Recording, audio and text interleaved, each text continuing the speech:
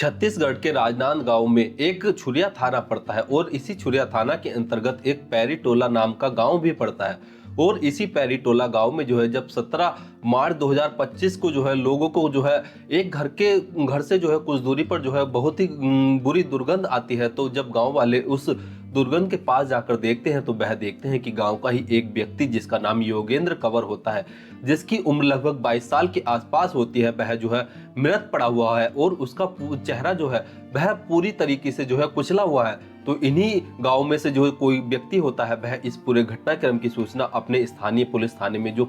Chhuriya police station होता है वहां पर देता है। तो पुलिस भी जैसे ही इस सूचना को पाती है तो पुलिस तुरंत मौके पर पहुंचती है और जो योगेंद्र कंवर की डेड बॉडी होती है उसे अपनी हिरासत में लेती है। साथ ही पुलिस वाले जब उसकी डेड बॉडी को देखते हैं तो उन्हें पता लगता है कि इस योगेंद्र कंवर का जो मुंह है उसे जो है किसी भारी चीज से जो है बुरी तरीके से जो है कुचला गया है। अब पुलिस वाले योगेंद्र कंवर के जो घर वाले होते हैं उनसे पूछताछ करते हैं तो पुलिस वालों को पता चलता है कि योगेंद्र कंवर के जो पिता है उनका नाम गोविंद कंवर है और गोविंद कंवर की जो है पहली पत्नी जो है अब नहीं रही है, तो उन्होंने दूसरी शादी कर ली थी जिसका नाम रजनी कंवर है और रजनी कंवर जो है योगेंद्र की सौतेली माँ है। अब पुलिस वाले जब इनसे पूछताछ करते हैं तो यह बताते हैं कि उनका बेटा तो नागपुर में रहकर जो है मेहनत मजदूरी का काम करता है और वहां पर ठीक ठाक पैसा भी कमाता है और जो उनका बेटा योगेंद्र कंवर है वह जो है शराब का भी आदी है और वह काफी ज्यादा शराब भी पीता था। तो यहाँ पर पुलिस वाले भी सोचते हैं कि शायद शराब के चलते ही जो है किसी से योगेंद्र कंवर का जो है झगड़ा हो गया होगा और उसने ही जो है योगेंद्र की हत्या कर दी होगी। लेकिन यहाँ पर जो पुलिस वाले होते हैं वह जो है जब गांव वालों से पूछताछ करते हैं कि योगेंद्र का व्यवहार कैसा है और वह गांव में कैसे रहता था, तो यहाँ पर गांव वाले जो है पुलिस वालों को बताते हैं कि साहब ये जो योगेंद्र है और जो इसकी माँ रजनी है इन दोनों के बीच जो है काफी ज्यादा जो है लड़ाई झगड़े रहते हैं और इसी के कारण जब योगेंद्र के पिता गोविंद कंवर ने जो है जब दूसरी शादी कर ली थी तो इन्हीं लड़ाई झगड़ों के कारण जो योगेंद्र था वह नागपुर चला गया था और वहां पर ही जो है वह मेहनत मजदूरी का काम करने लगा था और वह कभी कभार यहाँ पर आता था। तो पुलिस वाले जब गोविंद से यानी कि योगेंद्र के पिता गोविंद कंवर से पूछताछ करते हैं कि तुम्हारा बेटा यहाँ पर कब आया था, तो वह बताते हैं कि मेरा बेटा होली के टाइम पर जो है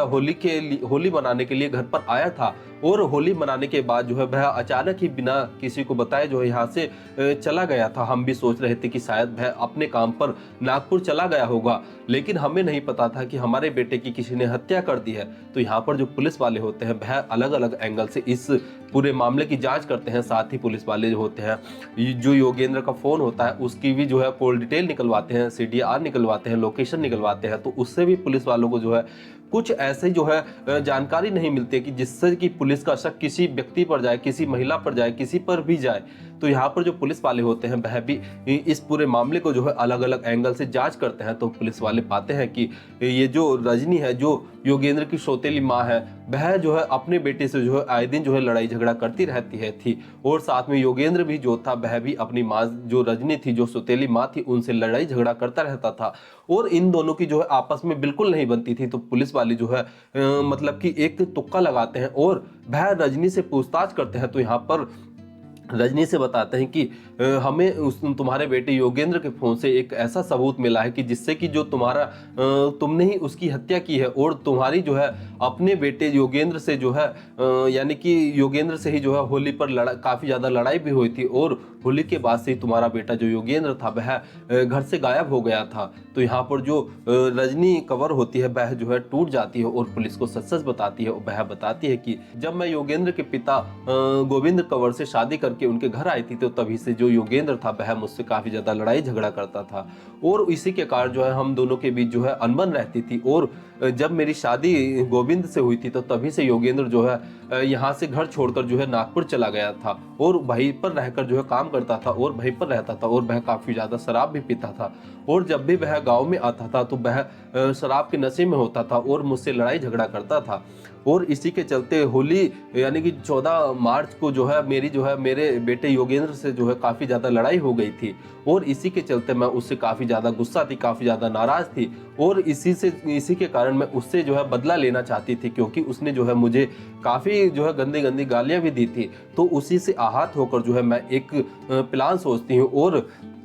होली से अगले दिन जो है मैं होली से अगले या 16 मार्च की सुबह सुबह जो है मैं मेरे दिमाग में ख्याल आता है और मैं जो है अपने घर से ही एक बड़ा सा पत्थर उठाती हूँ और जब योगेंद्र जो है सुबह सुबह सोया हुआ होता है मैं उसके कमरे में जाती हूँ और उसके चेहरे पर जो है उस पत्थर से जो है काफ़ी बार बार करती हूँ, हमला करती हूँ, जिससे कि जो योगेंद्र होता है वह जो है अपना जो है संतुलन खो देता है और उसे कुछ समझ में ही नहीं आता है कि उसकी माँ उसे मार क्यों रही है। और मैं उस पर इतने हमले करती हूँ कि उसकी मौके पर ही मौत हो जाती है और जिस कमरे में जिस खाट पर जहाँ पर उसकी मौत हुई मैंने उसको पत्थर से मारा था वहाँ पर खून खून हो जाता है। तो मैं जो हूँ उस जो योगेंद्र होता है उसकी लाश को जो है अपने घर से बाहर जो है बाहरी जो है दूर कुछ दूरी पर फेंक आती हूँ और घर आकर जो है घर को पूरी तरीके से साफ करती हूँ और जो खून लगा होता है उससे भी जो जो फर्श पर खून लगा होता है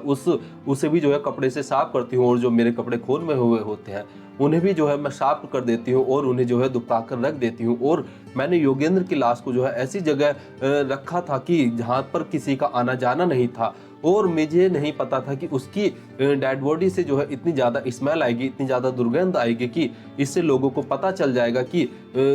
योगेंद्र की जो है यहाँ पर डेड बॉडी पड़ी हुई है। और जब लोग बाग जो है जब योगेंद्र की डेड बॉडी को देखते हैं तो उन्हें पता चलता है कि योगेंद्र अब इस दुनिया में नहीं है और वह पुलिस को सूचना देते हैं। तो यहाँ पर जब योगेंद्र की सौतेली माँ जिसका नाम रजनी होता है, पुलिस वाले जब इस रजनी की बात सुनते हैं तो पुलिस वाले भी काफ़ी ज़्यादा हैरान परेशान हो जाते हैं और सोचने पर मजबूर हो जाते हैं कि आखिर एक सौतेली माँ तो सौतेली माँ ही होती है, वह अपने बच्चे से कहाँ इतना प्यार करती है। और इसी के चलते जो है रजनी ने अपने सौतेले बेटे जिसका नाम योगेंद्र कंवर होता है उसे जो है मौत के घाट उतार दिया है। तो पुलिस वाले जो है इसे जो है जो रजनी होती है उसे अपनी हिरासत में लेते हैं, साथ ही उसके ऊपर जो है जो धाराएं होती हैं वह धाराएं भी लगाती हैं और उसको जो है न्यायिक हिरासत में ले रखा है और उसे जो है जल्द ही जो है कोर्ट में पेश करेंगे, जहां से जो है कोर्ट जो है रजनी को जो है उसके किए गुनाह की सजा सुनाएगी और रजनी जेल में जो है अपनी सजा काटेगी। लेकिन दोस्तों एक जो सौतेली माँ होती है उसका प्यार जो है अपने बच्चे के प्रति जो है इतना नहीं होता जितना सगे बच्चों के प्रति होता है। लेकिन ऐसा नहीं है कि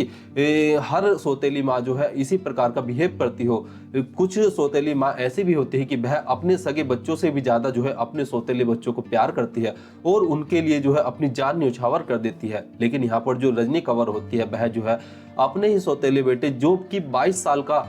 होता है उसे जो है मौत के घाट उतार देती है और खुद को जो है बचाने के लिए इस पूरी कहानी को जो है इस प्रकार दिखाने की कोशिश करती है कि उसे तो पता ही ना हो कि उनके बेटे योगेंद्र की हत्या किसने की है। दोस्तों इस पूरे घटनाक्रम को सुनाने का उद्देश्य किसी की भावनाओं को दुख पहुंचाना या आहत करना नहीं है, बल्कि आपको जागरूक करना है, सचेत करना है।